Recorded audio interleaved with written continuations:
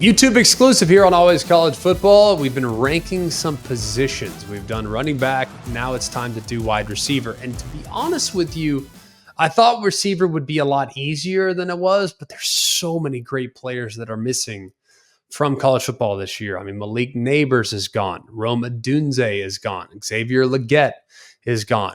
Troy Franklin's gone. So many great players from last year, statistically speaking, are no longer playing college football. So I had to dive a little bit deeper, which is perfectly fine. And there's a lot of really good players remaining.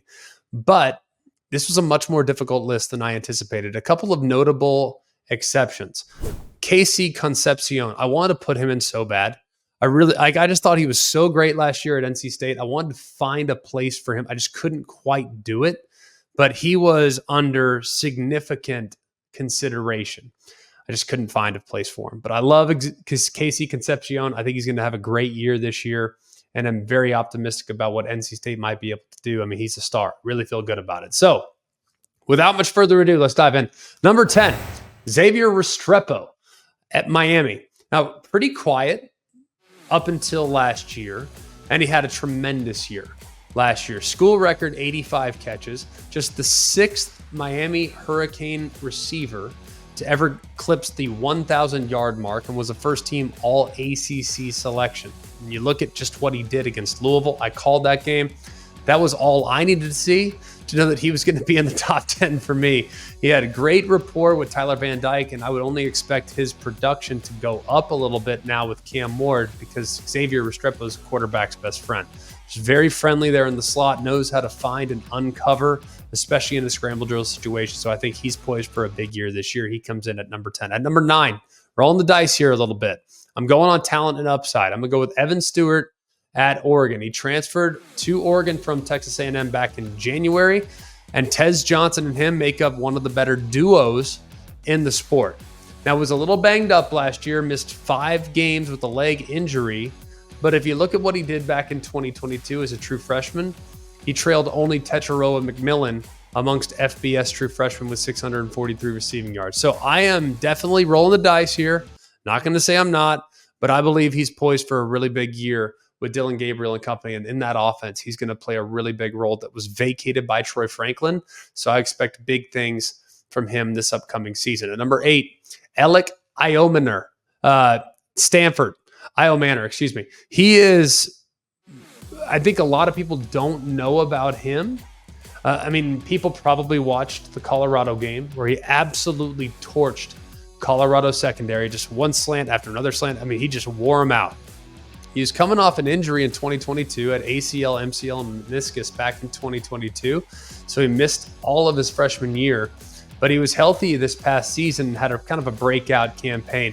And part of the reason why I'm so bullish about him, one, he's a big guy.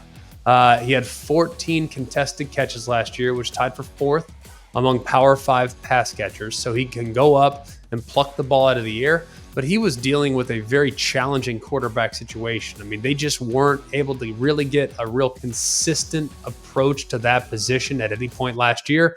So I'm going with Iomanner as a guy that's on the upswing. I think he's going to have a nice season. Is certainly a dependable weapon out there on the perimeter for the Cardinal. Let's go to number 7, a transfer from South Alabama. Now he is at Louisville. It's Colin Lacey. He's an excellent slot receiver. He was number 1 in the country last year in receiving yards on screens, shallows, underneath, pretty much like one of the best guys ever on those underneath catch and run situations. Like, that guy's awesome. First in yards after catch, first in yards after contact, get him the ball and let him go with it. The thing about that is usually when you find those scatty guys that are great with the ball in their hands, they're not great down the field. Well, he is. He's excellent in the deep ball. He was one of the best in the country last year on throws that travel more than 20 yards downfield and averaged 14.5 yards per reception on the entire year, even though you're removing all those short underneath routes. So he was the go-to guy for South Alabama.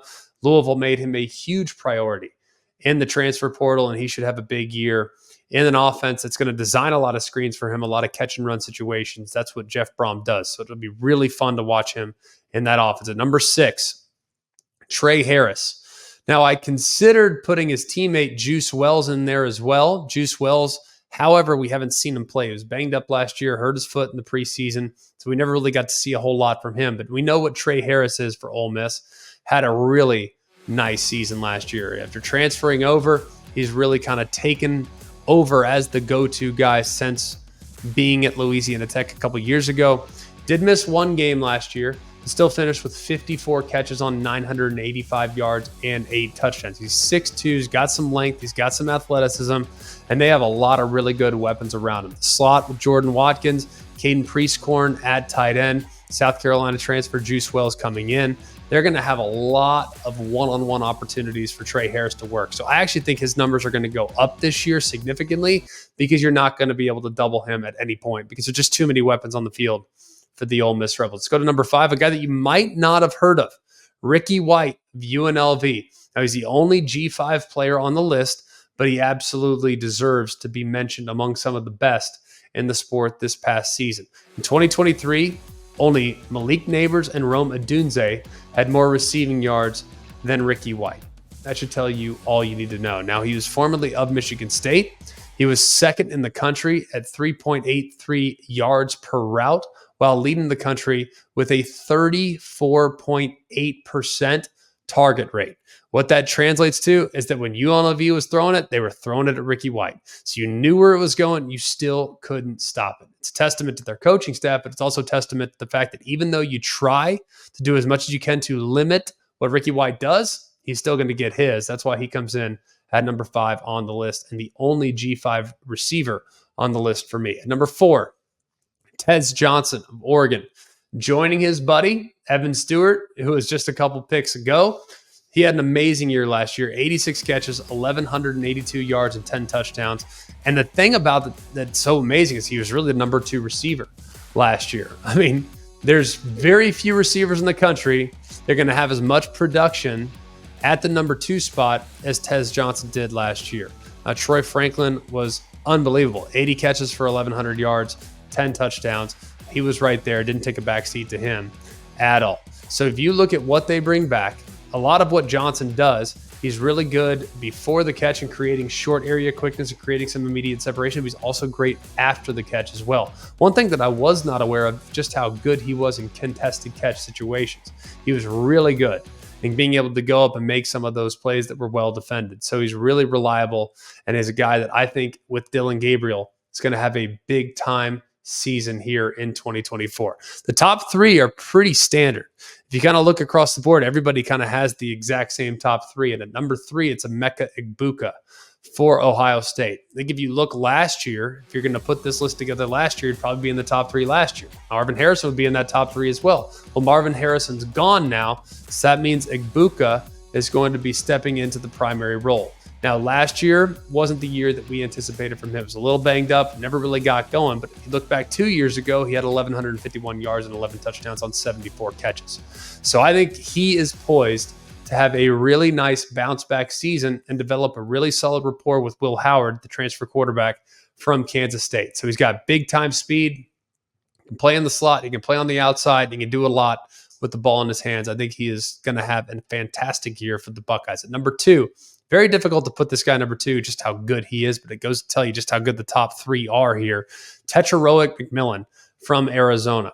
He had a good, solid year as a freshman in 2022, caught 38 passes for 702 yards, but my goodness, did he break out last year. Went for 1,400 yards last season and led Arizona to 10 wins for just the second time in more than 2 decades. So no power conference receiver had more receiving yards than he did last year. And he gets to now come back with his buddy Noah Fafita. They're going to stay there in Tucson, even though Jed Fish decided to leave. It's going to be huge for him to kind of usher in a new era as he moves into the Big 12. And looking at some of the Big 12 secondaries, he might be able to feast from time to time. He's very difficult to cover. He's got great body control and should be a massive weapon in the new look Big 12. And then number 1, it's Luther Burden of Missouri. Now, what I love about Luther Burden is his versatility. You look at him a couple years ago, they just tried to manufacture ways to get him the ball. He was used in a lot of different ways too. Catch and run situations, they handed it off to him, jet sweep to him, get him involved in the return game, what have you. He can just do it all. The guy's big, he's strong, he's not crazy long, he's only 5'11", but he feels and plays much bigger than that. He had 725 yards after catch last year. That was third among all FBS receivers this past season, and 314 receiving yards after contact, with the fourth most in the sport. So he, I think, after last season, is about to continue to go. And the thing that's most amazing is he gained 114 yards or more in 5 straight games.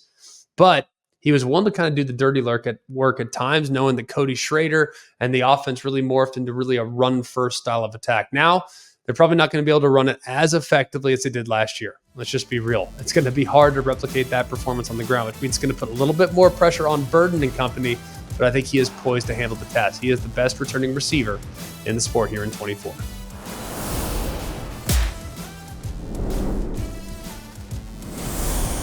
Hey guys, it's Greg McElroy. Thanks for watching Always College Football. Make sure you like, rate, and subscribe to ESPN's YouTube channel and wherever you listen to your podcasts.